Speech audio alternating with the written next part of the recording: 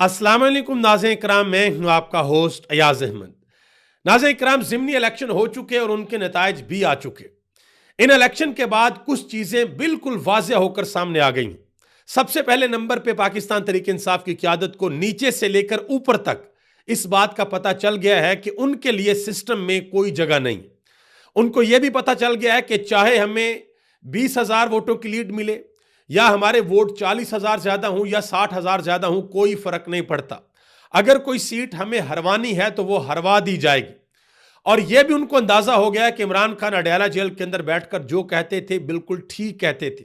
इमरान खान ने कहा था कि हम इन ज़िमनी इलेक्शंस का बायकॉट करेंगे, लेकिन पाकिस्तान तहरीक इंसाफ की क़यादत में से कुछ लोग ऐसे हैं जिनको यह लगता था कि नहीं, इमरान खान अडयाला जेल के अंदर बंद है, उनको हालात का सही तरीके से इदराक नहीं है, लिहाजा हमें ज़िमनी इलेक्शन के अंदर जाना चाहिए। और कुछ रहनुमाओं ने तो यह भी कहा था कि हमें मैदान खाली नहीं छोड़ना चाहिए। तो ये जितनी भी सीटों के ऊपर इलेक्शन हुए हैं, सिर्फ 2 के ऊपर पाकिस्तान तहरीक इंसाफ के उम्मीदवार खड़े थे और तहरीक इंसाफ दोनों जगहों से यह क्लेम कर रही है कि भाई हम जीते हुए हैं, फॉर्म 45 के ऊपर हमारे वोट ज्यादा हैं। लेकिन हुआ क्या? हुआ यह कि रात तक तो वोट तहरीक इंसाफ के ज्यादा होते हैं और सुबह जब होती है तो पता लगता है कि भाई तहरीक इंसाफ जिस जगह से 20,000, 40,000 या 60,000 की लीड से जीत रही होती है, सुबह पता चलता है कि वो सीट आप 43,000 वोटों की लीड से हार गए। तो इमरान खान ने अंदर बैठकर जो कहा था वो पाकिस्तान तहरीक इंसाफ को अब समझ आ गया कि इमरान खान सही थे। अब जो अहम तरीन और बड़ा काम हुआ है ना, वो ये हुआ है कि सुहेल खान अफरीदी का रास्ता बड़ा आसान हो गया है। शायद सुहेल खान अफरीदी के लिए पहले मुश्किल था पाकिस्तान तहरीक इंसाफ की क़यादत को समझाना, और स्पेशली उन लोगों को समझाना जो फैसला साज हैं, जिन्होंने तहरीक इंसाफ के अंदर फैसले करने हैं। अब सुहेल खान अफरीदी उनको बड़ी आसानी से समझाएंगे और उनको बताएंगे कि अगर आपने इसी सिस्टम के ऊपर एतमाद करना है, अगर आपको लगता है कि हमने इसी तरीके से इलेक्शन लड़ने हैं, इसी तरीके से हमें वोट पड़ने हैं, इसी तरीके से फॉर्म 45 और फॉर्म 47 बनने हैं, तो फिर अगले इलेक्शन के अंदर हमें केपीके के अंदर भी हुकूमत नहीं मिलेगी। और यह बात बिल्कुल ठीक है कि अगले इलेक्शन के अंदर फिर इनको केपीके के अंदर हुकूमत भी नहीं मिलनी। अब जो कल का दिन है वो बहुत इंपॉर्टेंट है। कल इमरान खान की बहनों की मुलाकात है दोबारा इमरान खान के साथ। पिछली मरतबा इमरान खान की बहनों के साथ बहुत बुरा सलूक किया गया था, उनके ऊपर बाकायदा तशद्दुद किया गया था। जिस जगह पर वो बैठी हुई थी वहां पर पानी फेंका गया था और पुलिस का लाठीचार्ज किया गया था। वहां पर रात के अंधेरे में उनको गिरफ्तार किया गया और चक्री इंटरचेंज के ऊपर जाकर उनको छोड़ा गया।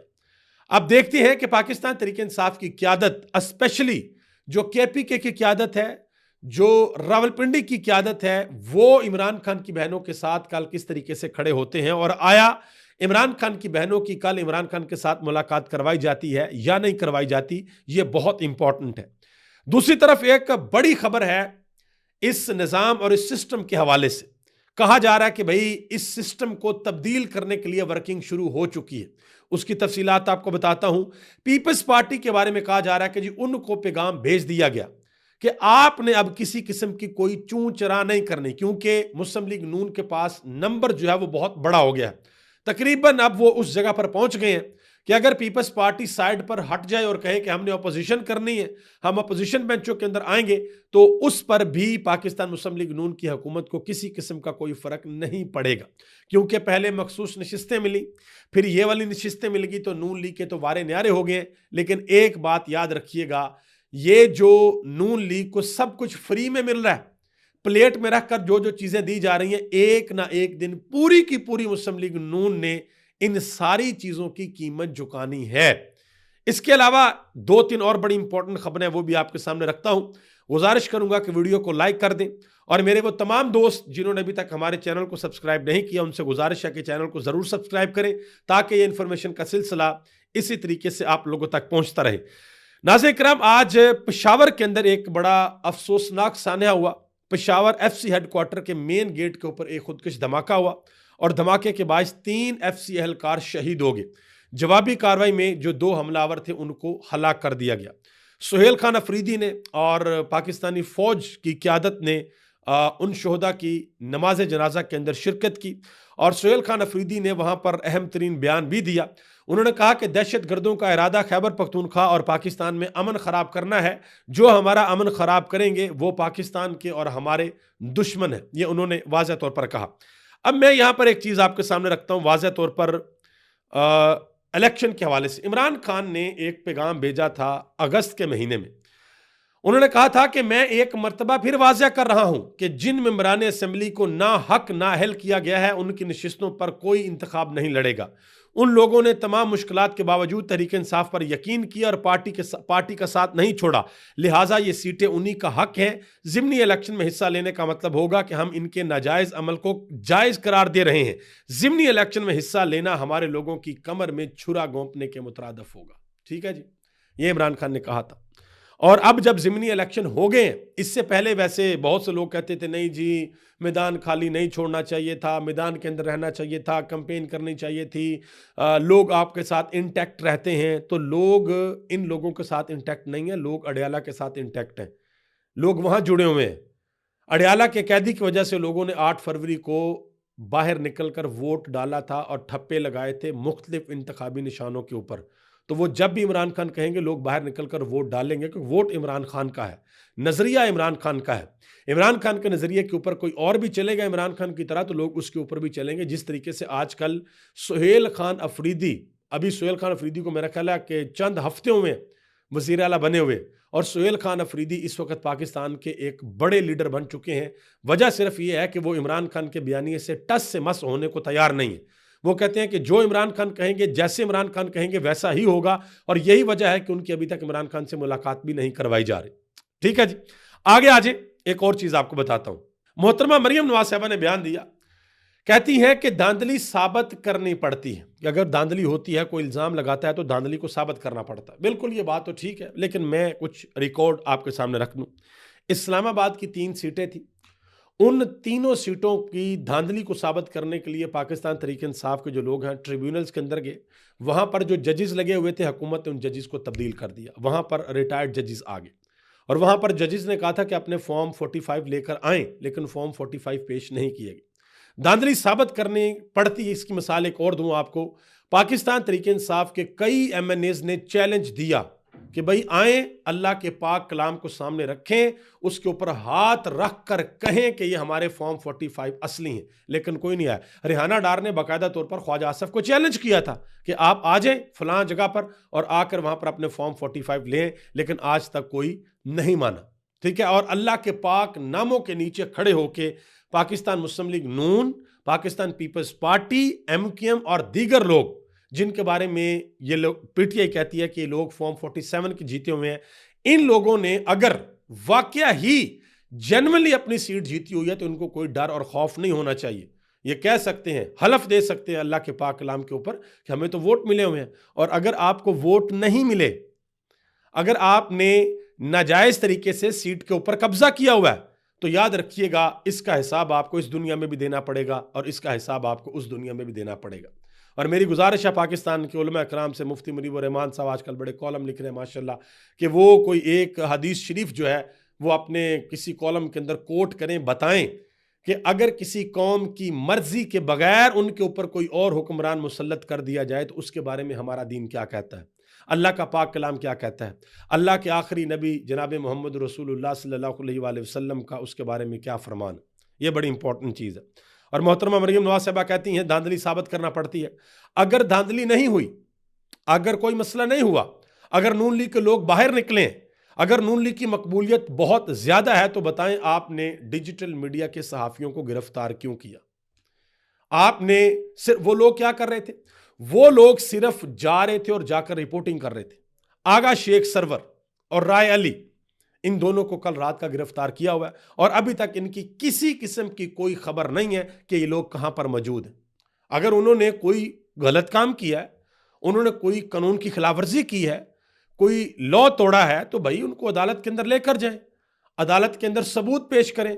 अब मसला यह है कि जब बात आती है सबूतों की, तो तब बड़े अजीबोगरीब किस्म के सबूत पेश किए जाते हैं। 9 मई के अंदर सबूत पेश किया था कि भाई वो इमरान खान के टेबल के नीचे घुस के तो साजिश सुन ली थी और वो चक्री में पर्दे के पीछे छुप के तो साजिश सुन ली थी। तो हुकूमत से ये गुजारिश है कि आगा शेख सरवर हूं या कोई और सहाफ़ी हूं, आप इनको गिरफ्तार करेंगे तो लोगों का शक आपके ऊपर और बढ़ेगा, पहले बहुत ज्यादा है और लोगों का शक बढ़ेगा। तो आपको चाहिए कि आप इन, अभी तो हो चुके, इलेक्शन भी हो गए, नतीजे भी आ गए, सब कुछ हो गया, तो अभी तो उन्होंने आपका कुछ नहीं बिगाड़ना, वो तो रिपोर्टिंग करते हैं, उनका काम रिपोर्टिंग करना। हाँ, अगर वो रिपोर्टिंग में कोई गलत चीज करते हैं, कोई ऐसी चीज जो आपको लगता है जी ये झूठ है, आप पॉइंट आउट करें। आपका ये काम है कि अगर कोई गलत कहता है तो आप उसको पॉइंट आउट करें। वो तो जाते हैं और कैमरे के सामने सब कुछ दिखाते हैं कि भाई ये हो रहा है और ये नहीं हो रहा। वो उमर दराज गोंदल नौजवान साफी है, लाहौर से उनका तल्लक है, उन्होंने कल बाकायदा तौर पर वीडियो बनाई थी कि मैं, उनके पास कार्ड था जो इलेक्शन कमीशन ऑफ पाकिस्तान की जानब से जारी किया हुआ था, वो अंदर गए और अंदर से उनको बाकायदा तौर पर धक्के दिए गए कि बाहर चले जाओ भाई, आपको इजाजत नहीं है अंदर आने की। तो ये सारा कुछ हुआ है और यहां फिर धांधली जो है वो साबित करना पड़ती वाला जो बयान है ना, वो जरा मामला खराब हो जाता है। जईम लगारी एक और साफी है नौजवान, उन्होंने आगा शेख सरवर की गिरफ्तारी की जो मुकम्मल कहानी है उन्होंने अपने ट्विटर के ऊपर ट्वीट कर दी। उन्होंने कहा जी जिस वक्त पाकिस्तान तरीके इंसाफ के जो उम्मीदवार थे वो जब जाना जा रहे थे आरओ तो हर जगह से रास्ते बंद कर दिए गए थे चौधरी अरसलान साहब।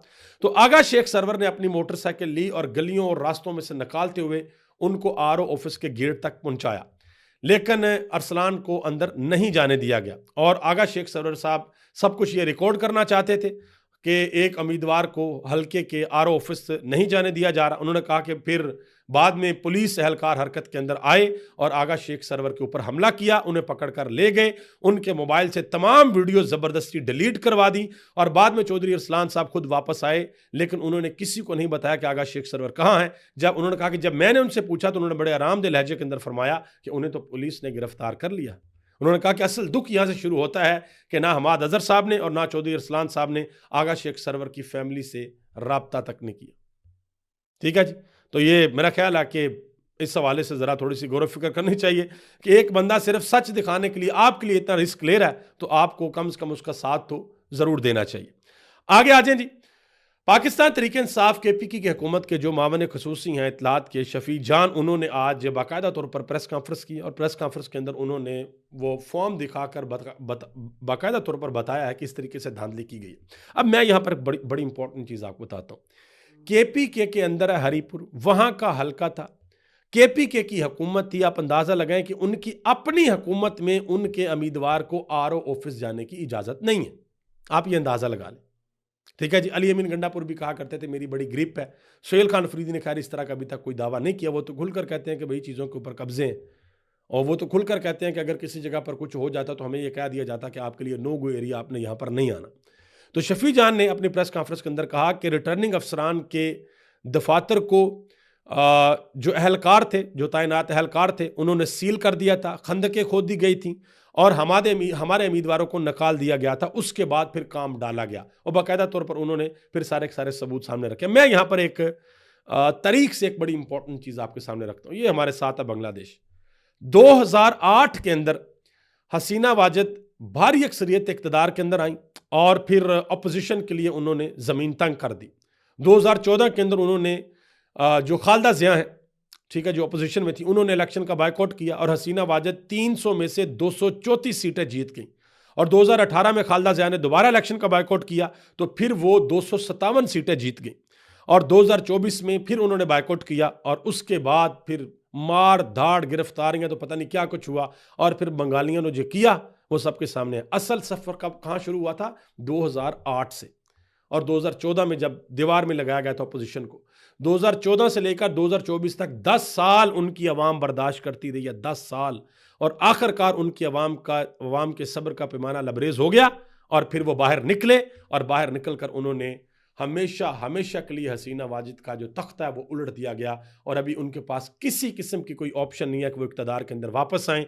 इनफैक्ट उनकी जो अदालत है बांग्लादेश की वो उनको सजाए मौत भी सुना चुकी है और हिंदुस्तान से उन्होंने मुतालबा कर दिया कि हसीना वाजिद को हमारे हवाले किया जाए। एक और ख़बर है जी, जो मामले खसूसी हैं हज़ाफ़ा रहमान साहब, उनके बारे में इत्तलात आ रही हैं कि उन्होंने वाज़ा तौर पर कहा है कि अगर कभी वज़ीर आज़म शहबाज शरीफ और field marshal general Asim Munir के दरमियान कोई इख्तलाफ हुआ, कोई मसला मसाइल हुआ, तो शहबाज शरीफ खामोशी से ओहदा छोड़कर घर चले जाएंगे।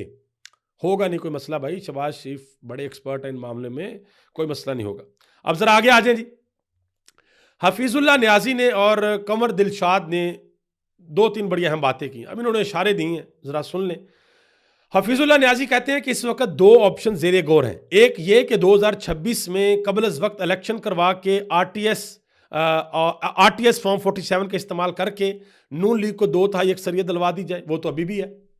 ठीक है, उन्होंने कहा जी दूसरा ऑप्शन यह है कि इमरान खान को सजा दिलवाकर 10 साल के लिए इलेक्शन मुलतवी हो जाए और इसके लिए आईनी अदालत काम आएगी। मेरी इतलात के मुताबिक अभी भी 25 के करीब एमएनएज एस्टेब्लिशमेंट की जेब में है, यह हफीजुल्लाह न्याजी कह रहे हैं। कंवर दिलशाद कह रहे हैं जी अहम हलकों के अंदर यह तजावीज़ ज़ेर गौर है कि मुजव्वज़ा 28वीं तरमीम, जिसका अहम मकसद इस्तिलाहात के जरिए पाकिस्तान को मजबूत मुआशी मुल्क बनाना है, उसके बाद 28वीं तरमीम करने के बाद साल 2026 के आखिर में असर नो इलेक्शन करवा दिए जाएं और यह भी वाज़ा रहे कि आइंदा इलेक्शन में मुल्क की कई अहम तरीन सियासी शख्सियात मंजर आम से यकसर गायब हो जाएंगी। यानी कि वो भी हवाला वही दे रहे हैं फॉर्म 47 वाला कि भाई मर्जी के नताए जाएंगे। मजीद उन्होंने कहा कि इक़्तिदार की राहदारियों में खबरें ज़ेर गर्दश हैं कि 18वीं तरमीम के हवाले से जारहाना रवैया इख्तियार करने पर बिलावल भुट्टो और पीपल्स पार्टी को पैगाम पहुंचा दिया गया कि अब जो 28वीं तरमीम आनी है उसके अंदर 18वीं वाला रौला आपने नहीं डालना, कोई रखना अंदाजी आपने नहीं करनी। अगर आपने किया तो फिर उसके जो असरात होंगे वो आपको भुगतना पड़ेंगे। उन्होंने कहा जी ये भी इतलात है कि सदर को हालिया तरमीम में आइन के आर्टिकल 248 के तहत जो इस्तिश्ना दिया गया है वो आईनी अदालत में चैलेंज किया जा सकता है। पीपल्स पार्टी के पास अब तुरब के पत्ते नहीं रहे। अगर वो इत्तेहादी हुकूमत से अलहदा होती है तो हुकूमत पर किसी किस्म का कोई असर नहीं पड़ेगा। पीपल्स पार्टी ना सिर्फ सूबों में बल्कि अपने गवर्नर से भी महरूम हो जाएगी। पीपल्स पार्टी के अंदर से कोई पार्लियामेंटेरियन ग्रुप भी सामने आ सकता है और ये भी बातें हो रही है कि हो सकता है कि भाई पीपल्स पार्टी जो है वो अपनी साख को बचाने के लिए हुकूमत को छोड़ दे और अपोजिशन के अंदर आकर बैठ जाए और फिर ये अपोजिशन करे, ये भी हो सकता है। बहरहाल देखते हैं कि आने वाले दिनों में क्या होता है। लाहौर हाई कोर्ट से एक जज साहब थे, जस्टिस रिटायर्ड शाह जमील साहब, उन्होंने इस्तीफा दिया था। वो कहते हैं कि काश नवाज शरीफ चोरी के मैंडेट पर असेंबली में हलफ उठाने से इनकार कर देते। 27वीं आईनी तरमीम पर खुद वोट देकर नवाज शरीफ ने अपनी तमाम सियासी जदोजहद के तबूत में आखिरी कील ठोंक दिया है। एक सीनियर साफी हैं जी डॉक्टर दानिश, इलेक्शन के हवाले से वो बात कर रहे हैं, ये जो ज़िमनी इलेक्शन हुआ, कहते हैं कि जब घोड़ा रेस का बायकॉट कर दे तो फिर गधों का जीत जाना कोई कमाल नहीं होता। कि घोड़ा जब बायकॉट कर देना कि मैं नहीं खेल रहा, उसके बाद अगर गधे जीत जाएं तो कोई कमाल नहीं होता। असद उमर कहते हैं कि इन ज़िमनी इलेक्शन के बाद नाजरीन लगता यह है कि पीपल्स पार्टी के पेच कसने की बारी आ गई है। आखिर में जमहूरियत की कब्र खोदने की सहूलतकारी करने वाली तमाम जमातें उसी कब्र में एक साथ ही दफन होंगी। फवाद चौधरी साहब कहते हैं कि उम्मीद है कि लाहौर के टर्नआउट से मरियम नवाज सबक सीख लेंगी और सहेलियों के झुरमुट से निकलकर सियासी मैदान में आएंगी। उन्होंने कहा कि इस वक्त नून लीग का सियासी जनाजा निकल चुका है और यह पाकिस्तान के लिए अच्छा नहीं है। कहते हैं कि पीपल्स पार्टी और नून लीग को कौमी सियासी धारे में आना चाहिए क्योंकि वफाक के लिए वफाकी सियासी जमातें चाहिए और इस वक्त इमरान खान के अलावा कोई कौमी लीडर नहीं रह गया जो मुल्क के लिए बेहतर नहीं। ये उन्होंने बात की। उन्होंने कहा कि यह मुल्क के लिए बेहतर नहीं है कि सिर्फ एक ही कौमी लीडर है। मसला यह है, फवाद चौधरी साहब जो है वो पीटीआई के अंदर खैर वापस तो आना चाहते हैं, लेकिन पीटीआई के साथ जो हुआ, इमरान खान के साथ जो हुआ, उसको इस तरीके से फवाद चौधरी साहब जो है ना वो उसकी क्लैरिफिकेशन या उसका मुवाजना जो है उस तरीके से वो नहीं कर पाते या शायद वो करना नहीं चाहते। हबीब अकरम साहब ने एक बड़ी अहम बात की। कहते हैं कि हिज़्ब इख्तिलाफ को दीवार में चुन दिया गया है। आईने पाकिस्तान को भी 26वीं और 27वीं तरमीम के जरिए दीवार के अंदर चुन दिया गया है। समीना पाशा, उन्होंने एक बड़ी अहम बात की। उन्होंने कहा कि अब हरिपुर के रिजल्ट चोरी करके यह बताया जाएगा कि हम कहीं भी धांधली करने की सलाहियत रखते हैं, अगली बार आपको केपीकेबी नहीं मिलेगा। ये उन्होंने बताया है, पाकिस्तान तहरीक इंसाफ को बताया है कि ये जो आपके साथ हुआ है ये आपको वाज़ह तौर पर बता दिया गया है कि अगली बार आपको केपीकेबी नहीं मिलेगा, चाहे अवाम कितनी ही आपके साथ खड़ी क्यों ना हो। ये कल जो सहाफ़ी ग्राउंड के ऊपर थे उमर दराज गोंदल साहब ने बाकायदा तौर पर एक बड़ी ज़बरदस्त किस्म की बात बताई। उन्होंने कहा कि एक फैमिली ऐसी थी जिन्होंने पाकिस्तान तहरीक इंसाफ को वोट दिया और जब मैंने उनसे बात करनी चाही तो वो बताते हुए भी खौफज़दा थे कि कहीं इमरान खान को वोट देने का भी पता लग गया किसी को कि हमने इमरान खान को वोट दिया तो कहीं ये हमारे घर तक न पहुंच जाए। उन्होंने कहा कि ये खौफ का एलिमेंट है जिसका पाकिस्तान तहरीक इंसाफ के आम वोटर को सामना है। उन्होंने कहा कि इसके बावजूद वो कहते हैं कि 8 फरवरी को भी वोट दिया था और आज भी देकर आए हैं, और वजह पूछी तो वजह बड़ी दिलचस्प थी। उन्होंने कहा कि वो हमारे लिए डटा हुआ है तो हम भी उसके लिए डटे हुए हैं। लेकिन मसला ये है, देखिए जो वोट होता ना ये तब्दीली के लिए सबसे पुरअमन तरीका है, तब्दीली का सबसे पुरअमन तरीका, खूबसूरत तरीका कि अवाम जाती है अपनी राय का इजहार करती है। लेकिन अगर अवाम की राय को बार बार बार बार नहीं माना जाता तो फिर एक ना एक दिन अवाम जो अपना गुस्सा निकालती। आगे आ जाए जी। पाकिस्तान के chairman joint chief of staff committee general Sahir Shamshad Mirza की अलवदी मुलाकात हुई है जी। आखिरी मुलाकात शहबाज शरीफ के साथ भी और आसफ अली जरदारी के साथ भी। ये इंटरेस्टिंग इसलिए है कि ये जो ओहदा है अब ये नहीं रहेगा, बल्कि chief defence forces field marshal general Asim Munir बन जाएंगे और उनके नीचे एक दो ओहदा जो है वो गालबन और आ जाएगा। आगे आ जाए जी। जियो न्यूज़ ने खबर दी है, कहते हैं कि IMF का करप्शन के खात्मे के लिए FIA और सूबाई इदारों में इस्तिलाहात का मुतालबा। मुल्क में शफाफियत और एहतसाब को यकीनी बनाने के लिए आला सरकारी अफसरान के असासों, इख्तियारात और वसाइल को जमा करने, डिजिटलाइज करने और जाहिर करने के लिए FBR पार्लियामेंट और एस्टेब्लिशमेंट डिवीजन पर मुश्तमिल मरकजी अथॉरिटी कायम की जाए। आगे आ जाए जी। जो हमारे वजीर खजाना साहब हैं औरंगजेब साहब, कहते हैं जी सऊदी अरब की $10 अरब की सरमायाकारी की दिलचस्पी बरकरार है। अभी दिलचस्पी बरकरार है 3 सालों से। अल्लाह करे कि कर दें, उन्हें कहें आए करें। अमेरिका को तो $1000 दे रहे हैं, $1000 अरब दे रहे हैं। पाकिस्तान को भी ये $10 अरब कुछ भी नहीं है उनके लिए। 20-25 अरब डॉलर पाकिस्तान के अंदर आके सरमाया करी करें, यहाँ पे कोई फैक्ट्रियाँ लगाएं, कोई यहाँ पर इंडस्ट्री लगे, हमारे लोगों को रोजगार मिले। कुछ ना कुछ तो करना पड़ेगा ना जी। अभी तक इतना ही। आप सबका बहुत बहुत शुक्रिया। पाकिस्तान जिंदाबाद, पाकिस्तान के करोड़ों अवाम पाइंदाबाद।